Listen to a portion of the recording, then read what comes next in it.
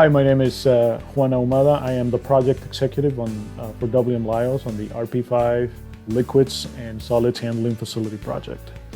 It's a $330 million project. It's currently WM Lyles company's largest wastewater treatment plant project in California. It encompasses the liquid side, which is the existing facility currently under operation with several improvements working their way down from the headworks facility all the way down to the secondary clarifiers, process treatment areas.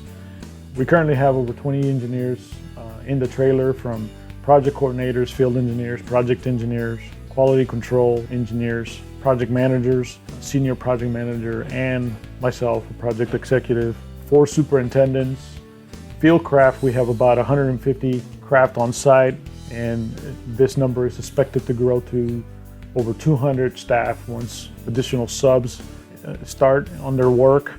We're looking at the starting process of the wastewater treatment plant, currently flying over the extension of the influent pump station. As the sewer comes in through main trunk lines from the street, they enter the influent pump station, and with these submersible pumps, they pump the sewer into the headworks facility, which is the first process of treatment. The bar screen facility houses 2 mechanical bar screens and a manual bar screen.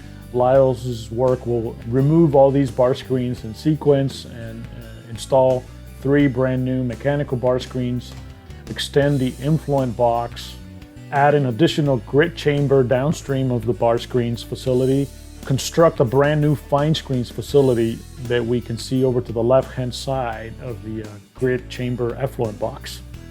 Next to the fine screens facility, we have a brand new power center number 9, an electrical building.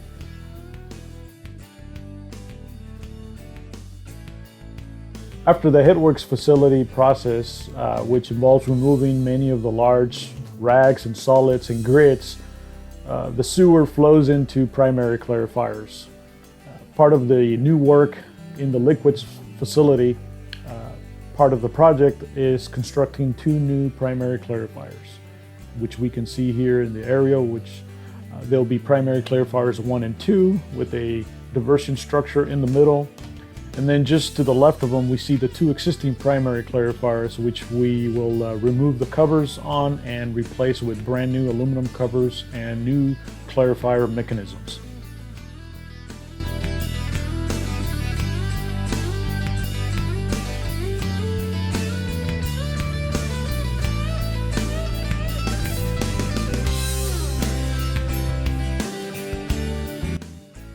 After the primary clarifiers, the sewer enters the aeration basins. These basins are existing in the plant, and WM Lyles' work will involve essentially gutting these basins out mechanically and reinstalling all new air diffuser systems, piping, valves, submersible mixers, and other appurtenances as part of the improvement process for the aeration basins. As we hit downstream of the aeration basins, we see 3 existing secondary clarifiers. These secondary clarifiers will be completely demolished and gone by the end of the project. Currently, south of one of these secondary clarifiers, we're constructing the first phase of the MBR facility.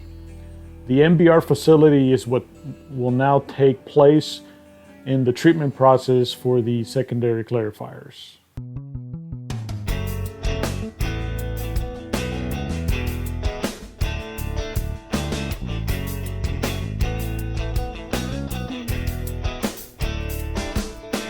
This is one of various masonry structures that are primarily being used for electrical buildings, power centers.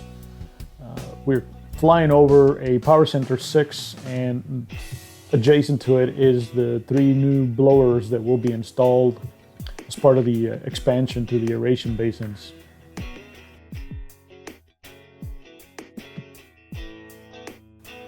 We're looking at the thickening facility, which is the first process facility on the solids handling side.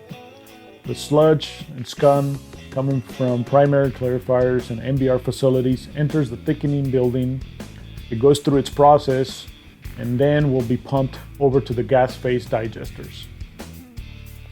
To the right-hand side of this video, we have an acid phase digester and an acid phase building.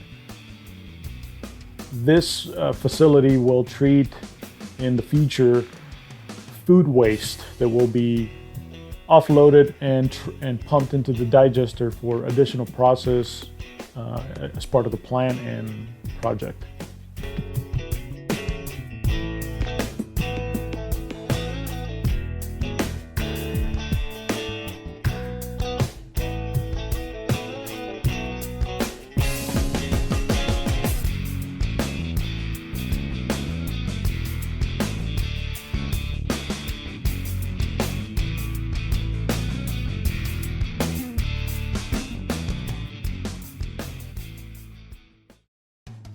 We're looking at the 4 new gas phase digesters being built in the solids handling facility. These digesters are 84-foot diameter by over 55 foot tall.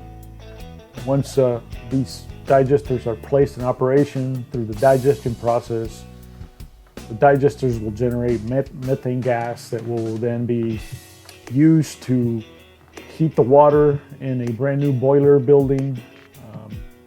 New flare facilities will be installed for the purposes of wasting this gas in case it's needed. Once the sludge goes through its digestion process, it then gets pumped over to the dewatering facilities and truck loading facilities where sludge will be further processed and truck loaded out of the plant.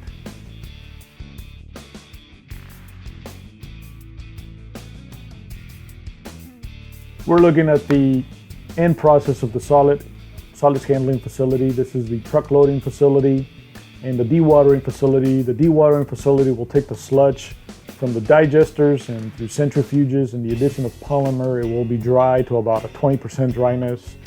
That will then be through conveyors loaded up into trucks and hauled off the job site. Some additional facilities will be constructed in this area are 2 centrate equalization tanks, a dewatering odor control facility, and over on the south side we have equalization overflow pond or emergency overflow pond pump station that will be constructed as well as 2 warehouses.